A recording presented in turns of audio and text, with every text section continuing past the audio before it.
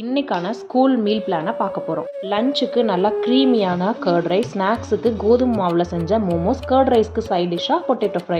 First momo ஸ்டஃபிங்க்கு தேவையான வெஜிடபிள்ஸ்லாம் கட் பண்ணி வச்சுக்கிட்டேன். முட்டைக்கோசு, கேரட்டு, கொடமிளகா, ஸ்க்ராம்பிள் பண்ண பன்னீர், வெங்காயம், இஞ்சி, கொஞ்சமாக பூண்டு எல்லாமே பொடி பொடியாக கட் பண்ணிக்கணும். இப்போது சப்பாத்திக்கு மாவு பிணையிற மாதிரி கோதுமை மாவை தண்ணி தெளித்து நல்லா பிணைஞ்சு சாஃப்ட் டோவாக ரெடி பண்ணி வச்சுக்கிட்டேன். அடுத்து ஸ்டஃபிங் ரெடி பண்ண போகிறோம்.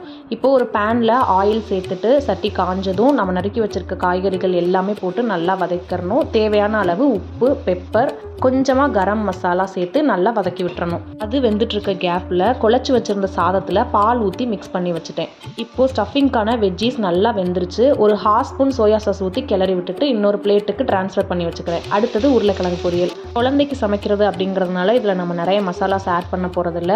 உப்பு, பெப்பர் பவுடர், கொஞ்சமாக காஷ்மீரி சில்லி பவுடர் எல்லாம் சேர்த்து நல்லா மிக்ஸ் பண்ணி விட்டுட்டு தண்ணி தெளித்து மூடி வச்சிடலாம். அடுத்து தயிர் சாதத்துக்கு ஏற்கனவே பால் ஊற்றி மிக்ஸ் பண்ணி வச்சுருந்தோம். அதுலேயே 2 ஸ்பூன் பட்டர், 1 கப் அளவுக்கு தயிர், தேவையான அளவு உப்பு போட்டு மிக்ஸ் பண்ணி வச்சிடலாம். அதுக்குள்ளே இந்த பக்கம் பொட்டேட்டோ ஃப்ரையும் சூப்பராக ரெடி ஆயிடுச்சு. இப்போது தயிர் சாதத்துக்கு எப்பவும் போல் யூஸ்வலாக போடுற தாளிப்பு தான். எனக்கு என்னமோ தயிர் சாதத்தில் மாதுளம்பழம், திராட்சை இந்த மாதிரிலாம் ஆட் பண்ணுறதுக்கு பிடிக்காது.